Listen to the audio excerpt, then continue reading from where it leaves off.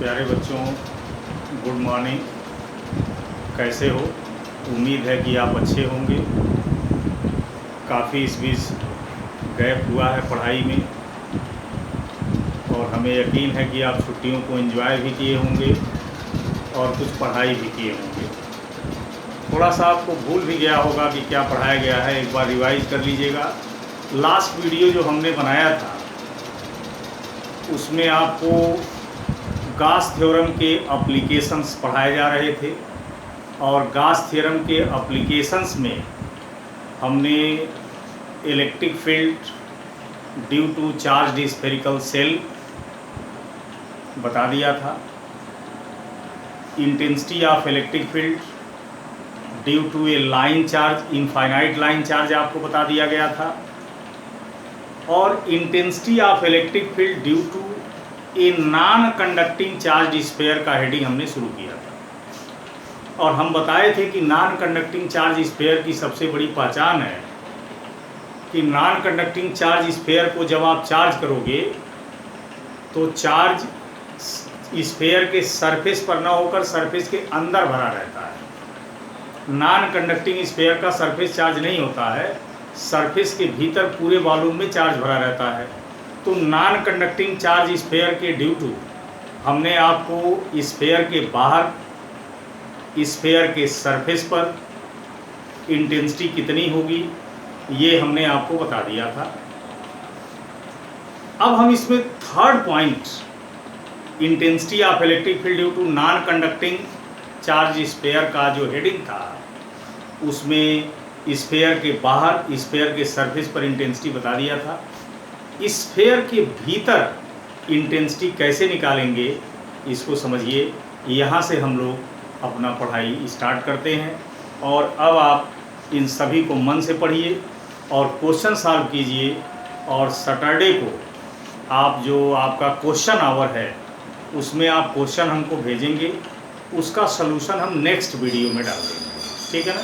तो यहाँ पर अपनी जो छूटी हुई हेडिंग थी उसको कंप्लीट कीजिए। तो third point, at a point inside the sphere. आपका मेन हेडिंग तो था intensity of electric field due to a non conducting charge sphere, ठीक है ना। Main heading intensity of electric field due to a non conducting charge sphere, ये heading था। और इसमें पहला पॉइंट स्फीयर के बाहर किसी पॉइंट पर इंटेंसिटी कैलकुलेट कर दिया था। इस पे सेकेंड पॉइंट स्फीयर के सरफेस पर इंटेंसिटी निकाल दिया था। अब स्फीयर के अंदर इंटेंसिटी निकालेंगे। मान लीजिए ये आपका एक नॉन कंडक्टिंग चार्ज स्फीयर है।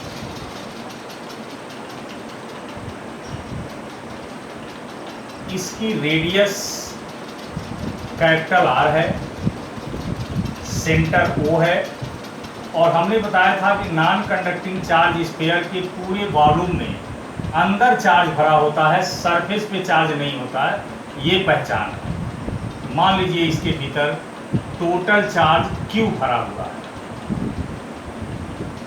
पूरे सरफेस के भीतर चार्ज Q भरा हुआ है। अब इस नॉन कंडक्टिंग चार्ज स्फीयर के भीतर आपको एक पॉइंट P दिया गया। मान लीजिए यहाँ पर एक पॉइंट आपको P दिया गया, ये रेडियस है समझ लीजिए। आपको एक पॉइंट P दिया गया जिसकी डिस्टेंस सेंटर से स्मॉल r है और कहा गया इस P पॉइंट पर इंटेंसिटी निकालिए, ठीक है। ये नॉन कंडक्टिंग चार्ज स्फीयर है, इसके सेंटर से r डिस्टेंस पर आपको एक पॉइंट P दिया गया है जो पॉइंट स्फीयर के अंदर है, और इसी P पॉइंट पर आपको इंटेंसिटी निकालनी है। जैसा कि हमने बताया था कि गॉस थ्योरम के हेल्प से ही यहाँ इंटेंसिटी निकलेगी। हमने सीधा बताया था कि यदि कोई पॉइंट चार्ज हो और उसके ड्यू टू किसी पॉइंट पर इंटेंसिटी निकालनी हो तब तो आप कूलम्स लॉ के हेल्प से जो फार्मूला डिराइव किए थे पॉइंट चार्ज का उससे निकाल लेंगे। लेकिन यदि कोई चार्ज सिस्टम, चाहे वो लीनियर चार्ज हो, चाहे वो सरफेस चार्ज हो चाहे वॉल्यूम चार्ज डिस्ट्रीब्यूशन का केस हो, यदि इनमें से किसी के ड्यू टू भी इंटेंसिटी निकालनी है तो आपको गॉस थ्योरम लगाना पड़ेगा। और ये इसका मतलब कि यहाँ इस नॉन कंडक्टिंग चार्ज स्फीयर के ड्यू टू पी पॉइंट पर इंटेंसिटी गॉस थ्योरम से ही निकाली जाएगी, क्योंकि ये पॉइंट चार्ज का केस नहीं है। और गॉस थ्योरम से इंटेंसिटी निकालने के लिए हमने बताया था कि पहले आपको गॉसियन सरफेस खींचना पड़ेगा, और गॉसियन सरफेस एक क्लोज सरफेस होता है। आपको सब इसके पहले डिटेल बताया है, यहाँ टाइम वेस्ट नहीं करेंगे। तो पी पॉइंट पर गॉस थ्योरम से इंटेंसिटी निकालने के लिए आपको एक गॉसियन सरफेस ड्रा करना पड़ेगा। तो हमने यहाँ गॉसियन सरफेस ड्रा कर दिया, एक स्फेरिकल सरफेस, ये डॉटेड लाइन से, ये हमारा गॉसियन सरफेस होगा, ये गॉसियन सरफेस होगा। इस गॉसियन सरफेस की रेडियस स्मॉल आर है, तो गॉसियन सरफेस की एरिया हो जाएगी 4 पाई आर स्क्वायर। अब हमने आपको बताया था कि कहीं भी इंटेंसिटी निकालने के लिए गॉस थ्योरम से पहले गॉसियन सरफेस ड्रा करो।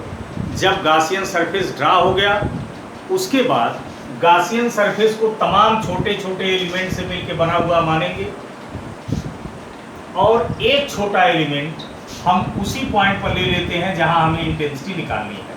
तो मान लीजिए कि हमारा गॉसियन सरफेस तमाम छोटे छोटे एलिमेंट से मिलकर बना है, जिसमें एक एलिमेंट हमने पॉइंट पी पर लिया जिसकी एरिया ds है। अब हमने बताया था कि जहां पे आप छोटा सा एलिमेंट ले रहे हैं वहां पर उस एलिमेंट के एरिया वेक्टर का डायरेक्शन दिखाइए, और फिर वहां पर इलेक्ट्रिक फील्ड का भी डायरेक्शन दिखाइए। तो हमने पी पॉइंट पर छोटा सा एलिमेंट लिया है, तो वहाँ पर एरिया वेक्टर का डायरेक्शन परपेंडिकुलर इसी तरफ होगा ds का। और चूंकि ये स्फीयर के भीतर सारे चार्ज पॉजिटिव हैं और पॉजिटिव चार्ज के due to electric field outward होता है, इसलिए इंटेंसिटी का भी डायरेक्शन यही हो जाएगा। ठीक है, तो कहीं भी गॉस थ्योरम से यदि इंटेंसिटी निकालनी हो तो हम गॉसियन सरफेस ड्रा करेंगे, ऐसा गॉसियन सरफेस की जो क्लोज हो और उस पॉइंट से होकर पास करे जहाँ पे हमें इंटेंसिटी निकालनी है। जब गॉसियन सरफेस ड्रा हो गया तो फिर हम मान लेंगे कि हमारा गॉसियन सरफेस तमाम छोटे छोटे स्मॉल एलिमेंट से मिलके बना है। उसमें एक एलिमेंट हमने उसी पॉइंट पर लिया जहाँ इंटेंसिटी निकालनी है, जिसकी एरिया ds है। फिर आप क्या करेंगे कि उस स्मॉल एलिमेंट के एरिया वेक्टर का डायरेक्शन और इलेक्ट्रिक फील्ड का डायरेक्शन शो कर देंगे। अब उसके बाद आप गॉस थ्योरम लगाएंगे, तो यहाँ लिखेंगे फ्रॉम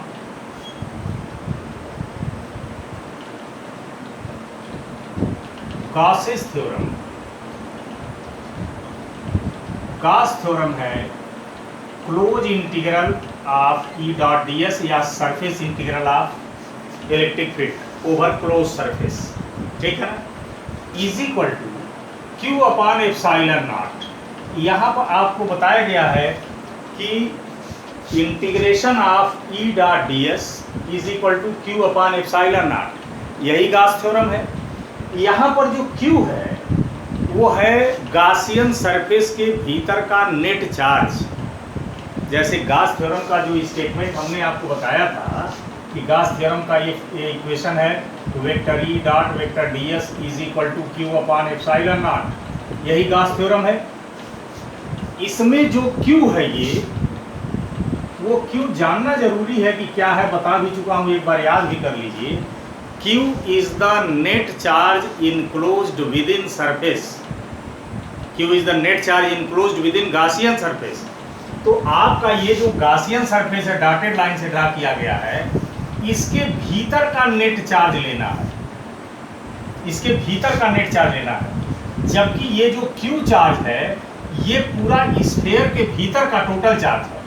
तो यदि पूरे स्फीयर के भीतर Q चार्ज है तो इस गॉसियन सरफेस के भीतर निश्चित रूप से चार्ज Q से कम होगा।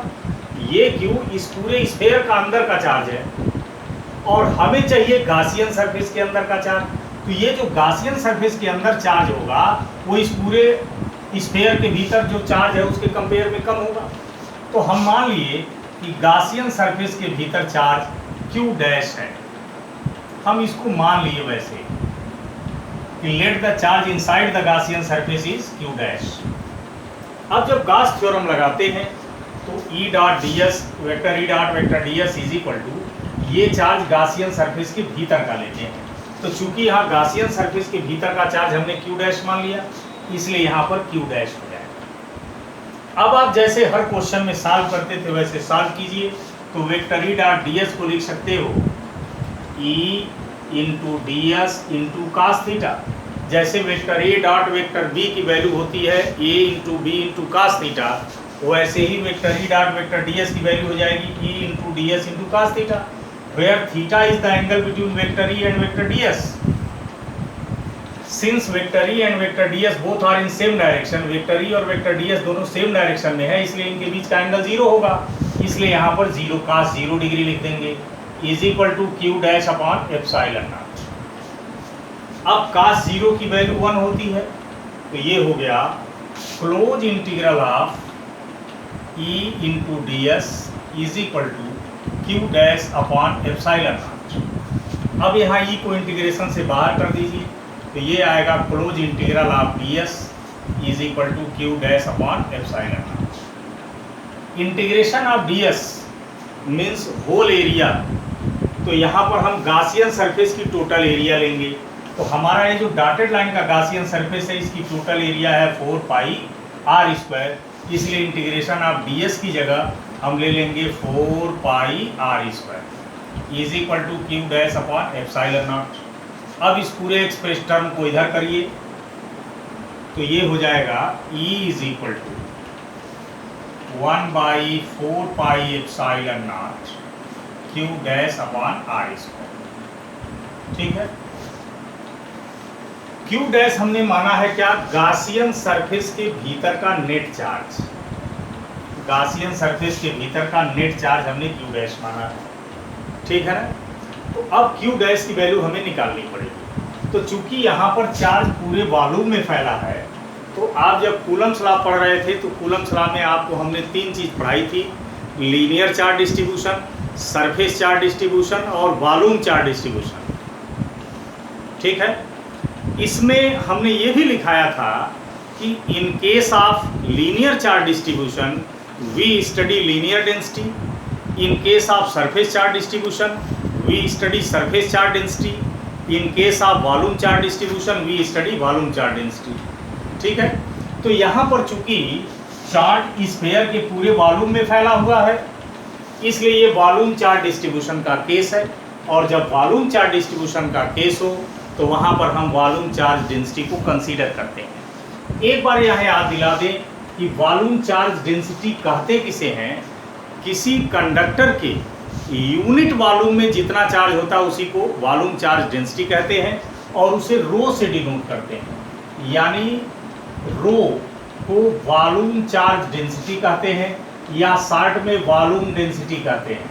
और वॉल्यूम डेंसिटी का मतलब कि किसी कंडक्टर के यूनिट वॉल्यूम में, एक वॉल्यूम में जितना चार्ज है उसी को वॉल्यूम चार्ज डेंसिटी कहते हैं। तो मान लीजिए ये जो कंडक्टर दिया गया है हमको, ठीक है, इसके पूरे वॉल्यूम में कितना चार्ज है, Q। तो एक वॉल्यूम में चार्ज होगा यूनिट वॉल्यूम में पूरा वॉल्यूम अपॉन Q, बहर वाले छोड़ दीजिए। ये यूनिट वॉल्यूम का चार्ज है, चार्ज इन यूनिट वॉल्यूम, यानी एक वॉल्यूम में कितना चार्ज है पूछा जाए तो रो बताइए। तो आपका जो गासियन सरफेस है उसकी रेडियस स्मॉल r है, तो इसका वॉल्यूम हो जाएगा 4/3 पाई आर क्यूब। तो यहां हम लिखेंगे सिंस द चार्ज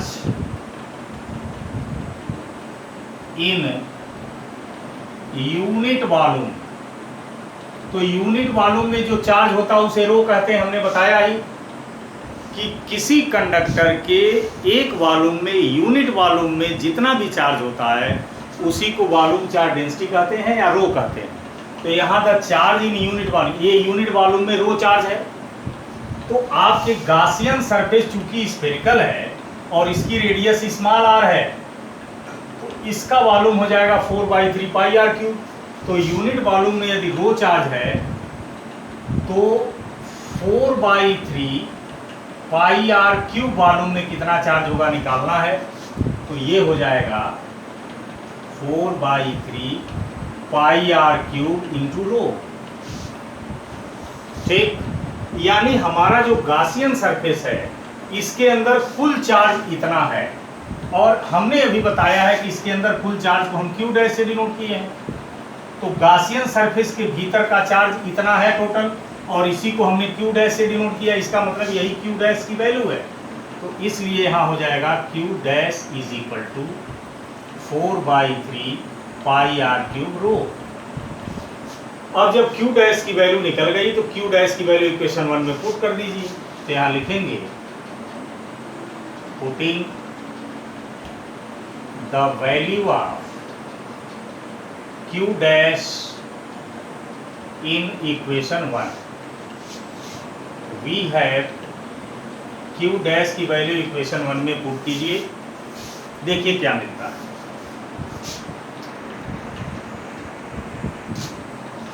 तो इक्वेशन 1 है E इज इक्वल टू, ये इक्वेशन 1 देखिए, E is equal to 1/4 pi epsilon nought into Q dash upon R square. तो क्यू डैश की वैल्यू ये रख दीजिए, ये जो आपको बताया है अभी।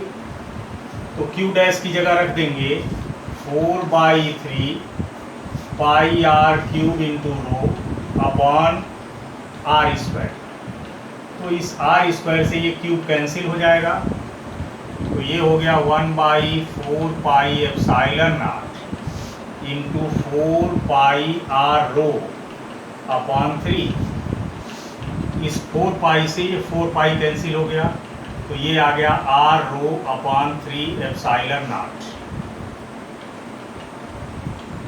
तो किसी नॉन कंडक्टिंग चार्ज स्फीयर के ड्यू टू स्फीयर के बाहर इंटेंसिटी हमने पहले निकाला था, सरफेस पर निकाला था, और अब स्फीयर के भीतर भी इंटेंसिटी निकाल दिया, जिसका फार्मूला ये है। अब charge sphere, non conducting charge sphere के ड्यू टू स्फीयर के बाहर, स्फीयर के सरफेस पर और स्फीयर के भीतर जो तीनों इंटेंसिटी निकाली गई है उसका फार्मूला हम एक जगह समराइज कर दे रहे हैं। फिर इंटेंसिटी और डिस्टेंस के बीच ग्राफ बताएंगे।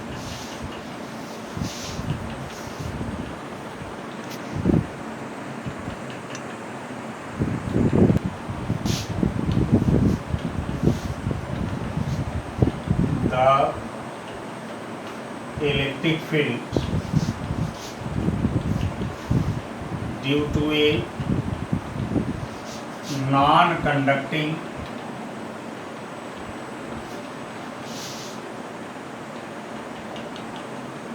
चार्ज स्फीयर, उसमें यदि स्फीयर के बाहर इंटेंसिटी का फार्मूला निकालना हो तो आया था 1/4 pi epsilon nought Q upon R square. Sphere के सरफेस पर इंटेंसिटी निकालनी थी, जब निकाली गई तो आया 1/4 pi epsilon nought Q upon capital R square, where capital R is the radius of sphere. और जब नॉन कंडक्टिंग चार्ज स्फीयर के अंदर इंटेंसिटी निकाली गई तो ये आ गया R rho upon 3 epsilon nought. ये थी। यहाँ पर आप देख रहे हो कि स्फीयर के बाहर इंटेंसिटी और डिस्टेंस के बीच ये रिलेशन है। देखिए इंटेंसिटी और डिस्टेंस के बीच। स्फीयर के सरफेस पर तो इंटेंसिटी रेडियस है, ठीक है। स्फीयर के बाहर, स्फीयर के भीतर इंटेंसिटी रेडियस के डायरेक्टली प्रोपोर्शनल है, यानी intensity inside the sphere is directly proportional to R. अब यदि हमसे कहा जाए कि नॉन कंडक्टिंग चार्ज स्फीयर के ड्यू टू इंटेंसिटी और डिस्टेंस के बीच ग्राफ खींचिए,